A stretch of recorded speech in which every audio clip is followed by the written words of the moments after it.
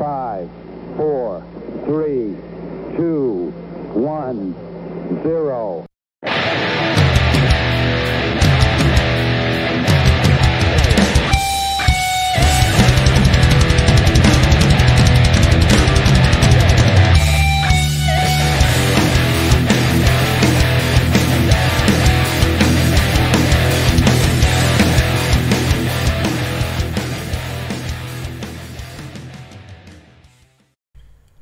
And with that, welcome to your Media Mosh podcast. I am your host, Shane Beauregard, coming at you with all your news, reviews, and previews on your streaming services and your television. I hope everyone's having a great week out there, and I hope everyone had a great weekend. I'll tell you, it's been a roller coaster, and we're only midway through the week, folks. I had a great weekend. VP, the kids, and their grandmother all went to the beach Friday night, so I had Friday night, Saturday, and most of Sunday to myself. And I fully intended on getting a whole lot of work done, get ahead of some things. And what do?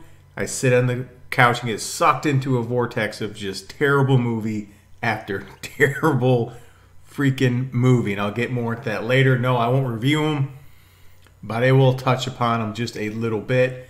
And then as the week starts, the wheels just fell off the wagon, folks. And I will apologize ahead of time. I am back out in my luxurious studio out in my sunroom, so if you hear a plane fly by every so often, I can't do anything about that. So, but we are getting some cooler weather here, so I decided to take the show outside. So I'm outside. Back to my quick story here. So, long story short, my kids are down technology time by 30 days. No tablets, no computers. They can't watch the YouTube channel. They can't watch that stupid-ass Roblox channel. And, you know, because I feel like we're losing as parents. My kid, Quinn, my son, is getting sticky fingers. So we have to put a halt to that. He tried to take money from my VP's purse, not once, but twice. The morals of this story, people, are my kids are smart, but they are not good with getting away with stuff, period. So he tried to replace her $20 bills with $1 bills like she's not going to notice. That's one. The second one came yesterday when a neighbor came knocking on my door, and he decided to take a big wooden dowel and completely beat the shit out of my neighbor's mailbox to the point where we had to buy a new one, which we took out of his money. And then my daughter got caught several times on unauthorized tech time. Not only that, she actually tiptoed her little ass into my bedroom, took her computer out of the bedroom and played on it in her room, and then put it in a different room. Like, we're not going to know her computer's in a different spot than where we left it. So that's where we're at halfway through the week, folks. You know, sometimes I just feel like I'm losing as a parent. I know a lot of parents have these issues with kids and their tech time. It's a double-edged sword, man. Like, I ain't going to lie. If I have them by myself, I just kind of let them get lost in it. And as I speak, a plane is flying overhead, so that's okay. Yeah, so when I'm by myself, I let them use it, and it gets me to the point where I can get stuff done around the house. But man, we finally had to put our foot down. So 30 days, no tech. I guess they're gonna have to be regular kids. Oh no, I don't know how they know how to do that. So, and I want to start off by thanking everyone who joined in. I did do a live show Friday night. I did a John Cusack show, and I will apologize for not having enough John Cusack material. I ran out of John Cusack material about 14 minutes in, but we had a nice discussion. It was a lot of fun. And my next live episode, because I'm doing it by listener requests, we're going to do a Matt Damon top 5, and we're going to talk about his career, and then we're going to follow it up with a Keanu Reeves filmography discussion. So feel free to suggest an actor, actress, any topic really that you want me to talk about on live. I'll do it. I'm going to stick to my guns. We're going to do another live show in 2 weeks. And we'll just go from there. It was a lot of fun. So sorry if you guys missed it. I will try to post it on my Facebook page and Twitter early in the week so you know. And listen, man, if you're my age or if whatever and you have kids, what else are you doing 9 o'clock? Though I have to admit, 9 o'clock, I might start at 8:30 because I get a little loose before 9 o'clock and then the train can really fall off the tracks. So I may move it to 8:30. I don't know. But let's get into this episode. I'm not going to go crazy with news because I discussed a lot of it Friday night. But apparently Mulan is not doing well It got released overseas in China and did not bring in what they thought. I think it only made like $20-something million. I saw the reviews. The reviews are pretty good. I'm waiting for December to roll around so we could watch it on the Disney Plus channel. They just dropped a new Mandalorian Season 2 trailer. It looks like Season 1. It looks good. It wasn't the best show of the year, so I'm not like going crazy over it, but it was a really solid show. And for me, it was my favorite Star Wars associated show since probably Rogue One. Yeah, I'll go Rogue One. Then we got the Doom trailer. Looks awesome. Apparently Netflix. This is how much I haven't followed anything lately, folks. Apparently Netflix has been trending on Twitter. Cancel Netflix. Which, listen, cancel culture. Netflix is here to stay for now. You're not going to cancel over some movie. Apparently some movie called Cutie, and it's trending right now. It's number 7 today. But I don't know. It's from a French filmmaker, and it's about an 11-year-old girl. I guess she dances provocatively. I don't know, but they're calling it child porn. I don't know enough about it to speak on it, but that's what they're saying. They want to cancel Netflix. Too bad, folks. They're not going to cancel Netflix over this movie. Sorry. Especially now that it's fucking trending number 7. And if I didn't mention this last week, it's worth mentioning again. Alexandra Daddario, who, as you know, is in my top 5. She has a movie coming out pretty soon, and I will rent it. And this one, if it was $30, I might drop the 30 on it. It's called Lost Girls and Love Hotels, and it's pretty much like what's that shitty movie with Robert Pattinson? The S and the bondage and all that shit. Yeah, she's in one of those movies. And if there's any hint of multiple nude scenes with Alexandra Daddario, you have my money, sir. And yes, I know what you're saying. You could just look her up on the internet. True enough, I can. But I would like to see it in live action, in a movie setting. So it's called Lost Girls and Love Hotels. If I do see it for rent, I will be reviewing that movie. I'm just saying. That's all the news I have for you. The big movie on Netflix this week is The Devil All the Time with Tom Holland and Robert Pattinson. And then Ratched? Yeah, whatever. The prequel to One Flew Over Cuckoo's Nest is coming out on the 18th. Over on Amazon Prime, you have The Gemini Man, the really terrible Will Smith movie. And then you have Antebellum. I think I'm pronouncing that right. Antebellum. It's coming out on the 18th. That stars Janelle let's try that again. Janelle Monáe. I'm probably butchering that, but it's supposed to be in the theaters this April. It's one of those time-warped movies where if you saw the trailer, it looks interesting. It's like a horror thriller movie. It's like you got 2 different time periods going on that kind of somehow intersect each other. It's kind of in my wheelhouse, so that comes out on Amazon Prime on the 18th, so I'm going to watch that. And then you have Utopia coming out on the 25th. That's the new Rainn Wilson, John Cusack show. It's an Amazon original. And then you have Judy, the Renee Zellweger movies coming out as well on the 25th. So now let's turn our attention to Netflix's top 10 shows and movie streaming right now. Number 10. You have Julie and the Phantoms. Number 9, Coco Melon. I almost said Milan again. No, it's Coco Melon. It's a kid's show on Netflix. Number 8, you have the show Girlfriends. Number 7, the Netflix movie Cuties. Number 6, the Babysitter Killer Queen.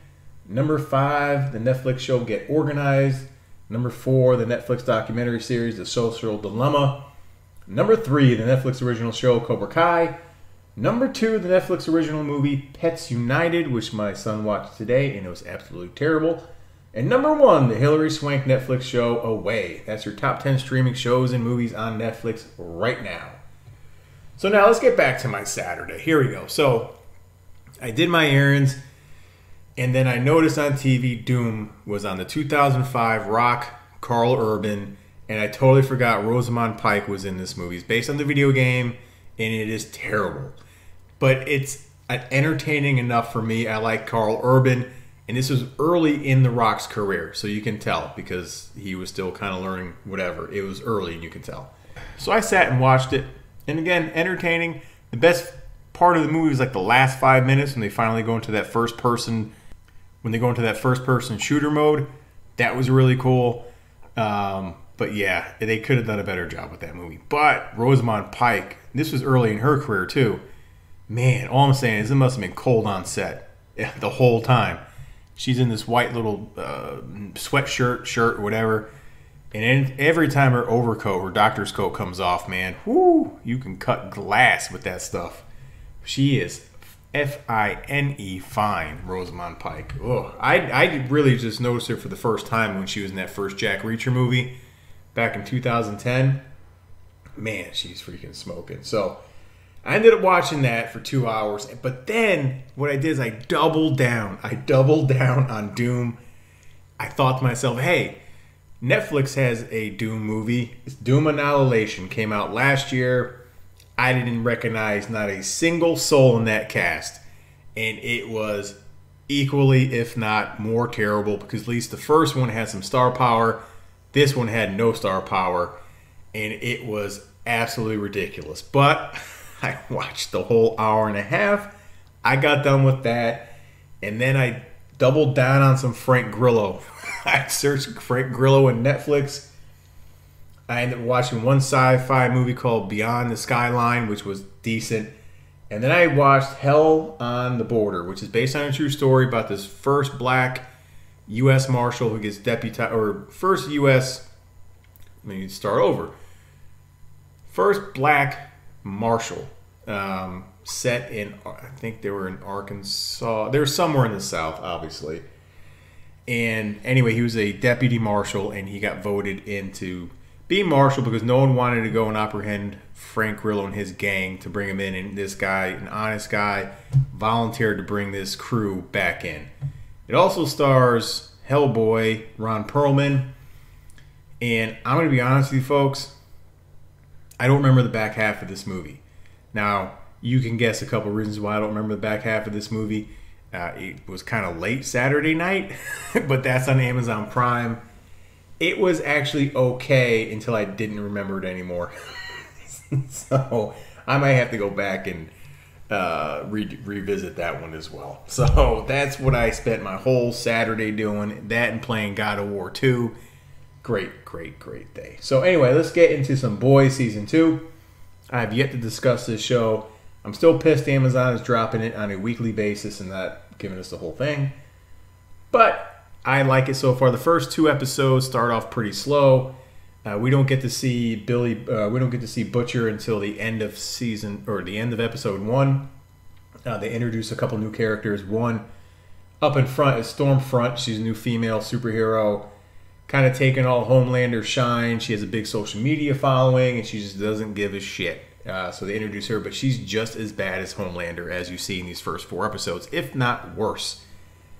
You have the Deep, who's getting involved in this cult, and if you didn't know, Patton Oswalt does the voice. There's a scene with the Deep where he's hallucinating or tripping on some mushrooms, and his gills are talking to him. Well, those gills are voiced by Patton Oswalt, just to let you know. We get kind of introduced to another character called Eagle the Archer, who's also in this cult church. And they're trying to get the Deep, rehabilitate his image so he could get back into the 7. Then you still have Yui and Starlight. They're still trying to bring down the Vought Corporation. So they got their hands on some Compound V, and they're trying to figure out how to bring down Vought. So they're following leads all around the country. Getting information, trying to let the public know about this. So, really, you have the struggle between Homelander and Stormfront and the repercussions of what he did to Elizabeth Shue's character at the end of Season 1. Then you have Billy Butcher trying to get his wife, Rebecca, back, because remember, Homelander has Becca somewhere on a Vought compound in a house raising his kid. So Butcher's trying to get Becca away from Homelander, essentially. So, and then the other boys, Mother and Frenchie, are trying to bring down the Vought Corporation. So, but it's got the same tone, obviously, the same vibe. I really like it. Ultra violent, funny, especially if you saw, I think, the part where they went through the whale. That was hilarious. But I love how they just keep the Deep. I feel bad for. I'm to the point where I feel bad for his character because he's like the punching bag of jokes on this show that I kind of like. But I'll be honest with you, I do kind of like Homelander. I mean, he does really fucked up shit. I admit it. But I'm waiting for him. What I'm waiting for with Homelander, honestly, is that Superman moment, because until now, or up until now, they haven't even discussed the possibility of a weakness with Homelander. And if they did, I missed it. Because at least with Superman, you have your kryptonite issues. Well, so far there's been no quote-unquote kryptonite anything to affect Homelander and try to take him down. So I'll be interested to see where this goes. But so far, 4 episodes in, again, gets off to a slow start. But I like where they're going. I want to see more Stormfront. I kind of like her as well, but she is a bad, bad person. So, yeah, thumbs up for me so far. We'll keep you posted. I think there's only 8 episodes, so next Friday will be a little more than halfway through. So let's get on to the more mediocre movies I watched this week. The first one is The Babysitter Killer Queen. This is sitting at 40% critic score with a 70% audience score over on Rotten Tomato. Same cast of characters as the first movie. Robbie and Amell, who just likes to parade around without a shirt on. Bella Thorne, who, Jesus, she's making news waves, not in the right way. She set up some web account or something where I guess a lot of celebrities are doing this. You pay for like premium access, and I guess apparently she set this site up. She made $1 million in the first week. Kind of promised people she would show nudes, and then reneged after she made $2 million at $20 a pop. People, come on. You got the good old internet for some good old porn. Stop paying someone. So, yeah, she cashed in. But now she's getting some bad PR. But anyway. Samara Weaving, new character actress Jenny Ortega, who plays Phoebe. She's a new transfer into the school. And then you have the main characters Cole and Melanie from the first movie. This takes place 2 years after the first movie. Everyone thinks Cole made up the events of the first movie. They kind of make fun of him. He's seen a psychiatrist. He's on a bunch of pills. His parents, played by Leslie Bibb and Ken Marino, who I love Ken Marino. I'm glad he was actually in this a little bit more than the first movie. So Melanie wants Cole. Well, let's backtrack a little bit. Cole's about to be committed to the psych ward or psych school, and Melanie convinces him to ditch that and go to this big lake where everyone's partying and having a good time and trying to get him loosened up a little bit. So he eventually agrees, so they're down at the lake. Phoebe's there as well. I didn't really understand where her storyline was going until the end, honestly. They kind of connect the dots, and I won't spoil the ending for you. But I will say, if you're waiting for Samara Weaving to show up in this movie, about an hour and 40 minutes in, she finally shows up. I guess that's a spoiler. But she is in the credits, so you know she's going to show up sooner or later. I'm going to be honest with you. I liked the first one a lot better. Samara Weaving was the main babysitter, and she was part of this cult. Well, everyone comes back because now Melanie, out of the blue, no backstory to why she would do this, she is in the cult as well. So she resurrects everybody somehow, and they have to perform this ritual where they have to get blood of the sacrifice with blood of a virgin, which Cole is, to, I don't know what their ultimate goal is, but they have to do it by dawn they have to do it by dawn for it to work. So it's another cat and mouse game. Phoebe gets into the fold because now she's with Cole as they're running away from the same group as the first movie. And I like Jenny Ortega. I don't recognize her, but I did like her in this movie. I just didn't like... Some of the humor didn't land in this. I thought the first one was a little funnier, though, dark humor. And I thought this one was just a little too much over the top at times on purpose, and it just didn't work for me. Like, they showed, like, these... When something would happen, you'd have the words, "What the fuck?" again show up on the screen. I'm like, you didn't need that. Like, I just thought of it. Some of it was kind of over the top and not in a good way. But I understand what McG was going for, playing off the first one. It didn't work.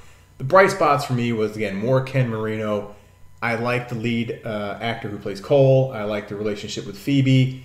Melanie's hot. I liked her, even though why she would do what she did was never really explained. It just kind of came out of the blue, because even Cole mentions we've been best friends forever, and he wasn't even hip to what she was doing. It just didn't make much sense from a storyboard perspective. But the direction was fine. It was directed just like the first movie. Like, McG is McG. That's all I can say. And they do lend themselves for a third one, though I hope we never see it, because, again, the first one was way more enjoyable. Though I didn't hate it because, again, it was entertaining and I did like the cast. Just tell Robbie Amell to put a shirt on. We get it, dude. But he seems to be hamming it up just a little bit much for my liking. So put a shirt on, Robbie. So yeah, I'm not going to kill it like the critics. I'll side more with the audience on this one. I'll go 2.5 out of 5 for me. Again, it was just a mediocre movie. I really enjoyed the first one a lot more than this one. So go back and watch the first Babysitter. Proceed with caution on this one. You may enjoy it more than the first one. I did not. So yeah, now let's get into the other movie. I watched this one on Amazon Prime, and that is 2019's Lucky Day. Now, why would I choose this movie? One, because Amazon Prime recommended it. No, that's not my main reason. No, one, Roger Avary directed and wrote this movie, and he's the one that actually helped write Pulp Fiction with Quentin Tarantino, and he did Fatal Attraction with James Van Der Beek back like in early 2000s, and that movie was kind of a mess. But I figured, how bad can it be? And then the second reason I watched this movie is because of Nina Dobrev from Vampire Diaries fame. She is a fucking smoker. So this one is sitting at 10% critic score with a 42% audience score. It also stars Luc Bracey, who was in the Point Break remake. And then you have Crispin Glover. And I'll get into more of his shit as I go on. But essentially, man, okay. You have Luc Bracey, who plays the character Red. He's in jail for 2 years. He's a safe cracker. He got caught, so he had to spend some time in prison. Meanwhile, he leaves Nina Dobrev, his wife, and his daughter alone for 2 years until he just gets released and brought back to his family. And Nina Dobrev is French in this movie, and her daughter, she taught her daughter French too, so they're both speaking French. He speaks Australian, though I think this movie's set in Los Angeles, the way it looks, though I'm not sure. You can never tell because everyone has a fucking French accent or an Australian accent, but I think it's LA. And then lo and behold, Crispin Glover comes over from France to take revenge on Red because something happened in their past. So Crispin Glover's performance is way, way, way over the top. They used him for comedy relief, I think. He plays a hitman that's sent from like different mob families to take care of business. He speaks a French accent, even though he's not French. They do say that in the movie, like he just decided to take on a French accent. He rolls into town. I mean, there were several scenes where he like strangles this hooker in the bathroom, and he comes out of the bathroom and throws like a cum-filled fucking what are those called? Condoms onto the bartender. It just shoots up the bar, kills everyone there. There's a scene where he ends up stealing this lowrider, and I guess it was supposed to be funny, but he ended up raising it and he couldn't get it back down, so he's driving down the street kind of tilted at a raised angle until this cop stops him, then he drops the ride and it crushes the cop. I guess that was supposed to be funny. I just thought his performance was just too over the top. This movie just smells of Pulp Fiction ripoffs. Like you can tell, it's like a throwaway script for a Tarantino film that should have never seen the light of day. A lot of this movie didn't make sense. So anyway, Red has a hidden stash of money that he's going to set up with his wife and run away, Nina Dobrev, until he has to take care of Crispin Glover. Meanwhile, he's on probation, so he's a dickhead of a probation officer played by Chad Clifton. I think that's his name. You'd recognize him. He's a really good character actor. And that's just the premise of the movie. The scene that I knew this movie was bullshit was the very first scene. You see Red in jail, working out, going crazy. He gets out. The first thing he does, which you should, first time out of prison, you should go home and lay some wood to your wife or your boyfriend or whatever. Just get your groove on is what I'm saying. So he does, but we got another brawl sex scene, which is becoming one of my biggest pet peeves. And the fact this scene went on for a couple minutes. So this dude lasted a good, 5 minutes or so. But and he says while they're doing it that he didn't even jerk off in jail, which I find that highly unlikely for 2 years. So here's the thing. You don't touch yourself in 2 years. You go home to something like Nina Dobrev and you're going to last 5 minutes? Not likely, bud. That ride would have been over within 15 to 20 seconds tops. So that's when I knew this movie was a bunch of bullshit. So, because she is hot. There's no way you're lasting longer than 30 seconds at max without handling some business in prison. So, but yeah, this movie's ultra violent. The dialogue does tend to kind of like make you squeamish, especially in today's time with all this PC stuff going. I'm not a PC guy. I just felt like some of the dialogue was intentionally over the top. Yeah, it wasn't good. He could have toned that down just a little bit. But again, a lot of pieces just not fall right in this movie, especially the Crispin Glover aspect. I mean, of course you get your final confrontation with that whole thing, and it's not worth the time. I'm thoroughly disappointed in this movie, just solely based on Roger Avary being attached to it. I thought we'd get more out of this movie, or at least maybe a topless Nina Dobrev or whatever. I know, Shane, stop being such a fucking pig, right? But no, give me something in this movie. But instead, we got a Tarantino ripoff, and not in a good way at all. So I kind of agree with the critics on this one. Just because Nina Dobrev's in this movie, and yes, certain people can elevate a true gutter movie, which this is, I'm going to give Lucky Day a 2 out of 5. Barely a 2 out of 5. Because there were some scenes that were decent. Some of the action scenes were decent. But dialogue-wise, Crispin Glover's character, why is everyone speaking French and Australian, but they're in LA? I don't know. So 2 out of 5 for me with Lucky Day. That concluded my just total garbage weekend of movies. And those are the weekends I'm like, why? Like, why am I this way? Why am I wired this way? To sit there and watch 4 hours of Doom movies and then fall into a Frank Grillo trap. I don't know what's wrong with me sometimes, folks. But that's it. That's all I have. I hope everyone has a great week. You can go find me at the Apple Podcast Store. Download me, share me. Let me into your friends and not your family, but your friends' lives. Guarantee you they'll thank you for it. Go to my Facebook Media Mosh page. Go to my Twitter handle at Shane Media Mosh. And then circle back around and go to Instagram, Facebook, and Twitter. Three different platforms for 3 different types of content. For Mr. Arg myself, Chris Fordell, go check him out. And I will let you know when it comes to my live shows, I want you guys to come in there and have a great discussion. Because really, what else are we doing right now? Let's talk about movies. Let's do it.